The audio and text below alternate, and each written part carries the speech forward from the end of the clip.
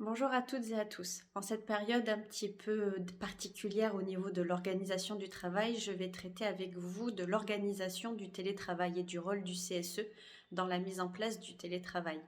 Il y avait le télétravail avant Covid qui est toujours en vigueur, hein, mais il y en a des dispositions particulières depuis le Covid, on le sait.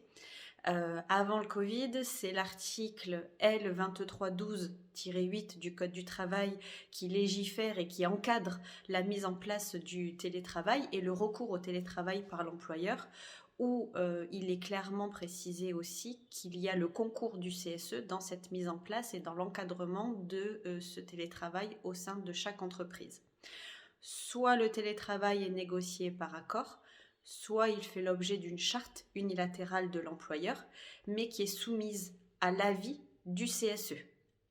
Ou alors, de manière complètement individuelle auprès de chaque salarié directement. Certaines conventions collectives prévoient aussi des dispositions particulières relatives au télétravail, donc il est intéressant de s'y référer puisque ce seraient des conditions qui s'appliqueraient de droit et dans ce cas-là, l'employeur n'aurait pas besoin de recueillir l'avis du CSE si jamais il met en place le télétravail tel que c'est clairement stipulé dans la convention collective. S'il y déroge de manière plus favorable, s'il souhaite mettre d'autres modalités en place, à ce moment-là, effectivement, il devra recueillir l'avis du CSE pour la mise en place du télétravail. Quand on signe la charte du télétravail au sein d'une entreprise et donc que l'avis du CSE est recueilli, on va tenir compte dans cette charte de plusieurs aspects, notamment les conditions de passage au télétravail, mais aussi les conditions de retour à un poste de travail dit classique, les modalités d'autorisation et d'acceptation de la mise en place du télétravail, les moyens et les modalités de contrôle du temps de travail et de la charge de travail, c'est quelque chose qui est très important, ainsi que la disponibilité, les plages horaires pour pouvoir être contacté pendant ce télétravail et les modalités pour les éventuels travailleurs handicapés et autres salariés protégés qui feraient l'objet donc de la mise en place sur le poste de travail du télétravail. Ensuite, vu que le CSE a une mission de santé, sécurité, conditions de travail au sein de chaque entreprise,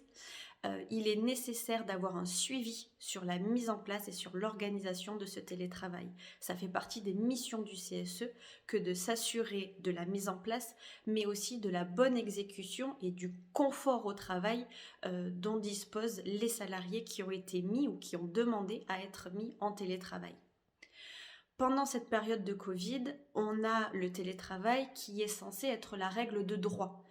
Donc la consultation préalable de l'employeur auprès du CSE n'est pas exigée, ou en tout cas il y a un flou juridique là-dessus, puisque on peut considérer que en circonstances exceptionnelles ou cas de force majeure, l'employeur n'a pas besoin de récolter avant l'avis du CSE pour mettre en place de telles dispositions. Le CSE reste quand même acteur, toujours pareil, en termes de santé, sécurité, conditions de travail. Et il va devoir du coup se soucier de la mise en place du télétravail et du suivi de ce télétravail. Il reste néanmoins inclus dans le cadre de la consultation récurrente obligatoire sur la politique sociale et sur les orientations stratégiques de l'entreprise. Donc à ce titre-là, au moins lors de ces consultations récurrentes obligatoires, le CSE devra être informé sur cette thématique. ICMP est là pour vous accompagner aussi, concernant aussi bien la rédaction que le coaching ou éventuellement des conseils ou des informations sur cette mise en place et ce cadre lié au télétravail, que ce soit en période classique ou pendant la période du Covid.